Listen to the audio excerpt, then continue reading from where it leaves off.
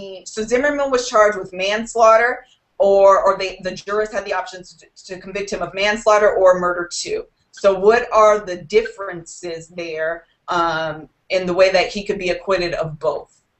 And before you start, can you also talk about reasonable doubt too?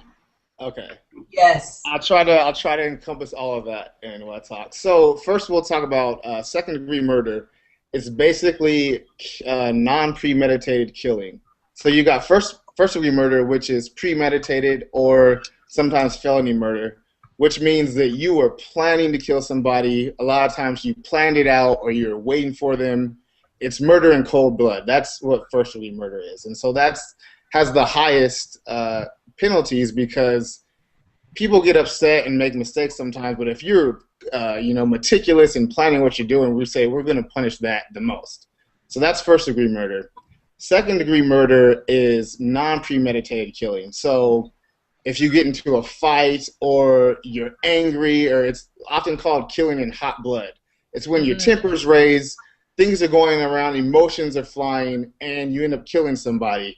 We still think it's wrong, but we don't think it's wrong as the guy who's planning out his murder attempt. So we don't punish it quite as bad.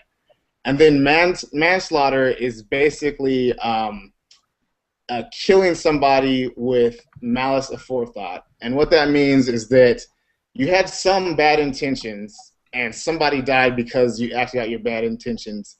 But there also are some mitigating circumstances that allow us to say you're not as bad as the guy who planned out the murder, and you're not as bad as the guy who even murdered a guy when he was angry. So there's going to be some mitigating factors. Now, I didn't get to see the last week's of the trial at all. Now, often you can't bring both a second-degree murder and a manslaughter. Did they have the option of both of those? Yes. I didn't look. Yes. Okay. Yes. Well, they said it was a lesser. The lesser included crime. Lesser included. That's what it was. Lesser included. I was doing this because I was trying to think of the word. Okay, so often you can't even charge a lesser included crime. A lot of times the judge will say, look, if you want to charge them with second-degree murder, you have to prove second-degree murder. We're not going to give you the option for the jury to kind of cop out, so to speak. But in this case, the judge let them do charged with both of it. But here's the thing. There's also what's called a justification.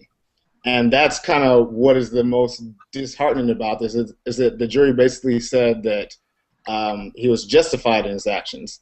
And so in this case, the justification was self-defense.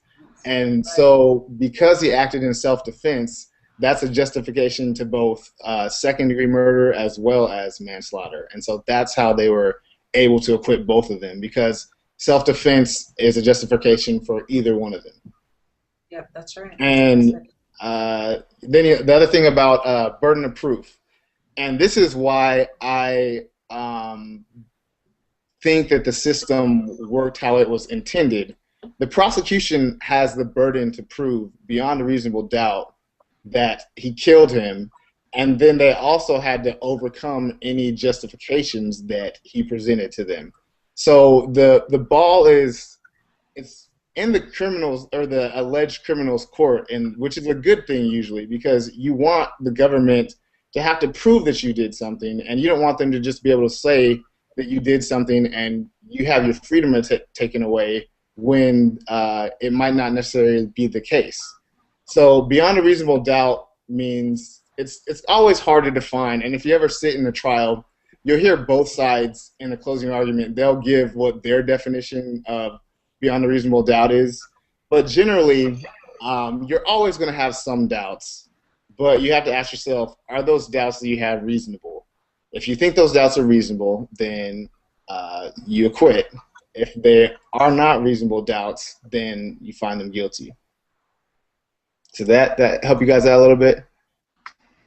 Can I interject for one quick second? As soon as you're done, we're going to go to comments, because I know we probably have a lot of comments. Yeah, like a little while back, I was on another little show, and we had an attorney on, and we also had a question. We had a question raised about reasonable doubt, And she gave a great example. She used the example of, say you're getting ready to go to work in the morning, and you know you iron your clothes, and then you get in the car and you're on your way to work, and then you have this thought in the back of your mind like, did I turn the iron off? Like, she used that to say, like, that's an example of doubt, because you don't know for sure whether you left the iron on or whether you left it off. So I always just remember that when I think about reasonable doubt, and I thought that that was a great, you know, a great example of kind of what reasonable doubt was.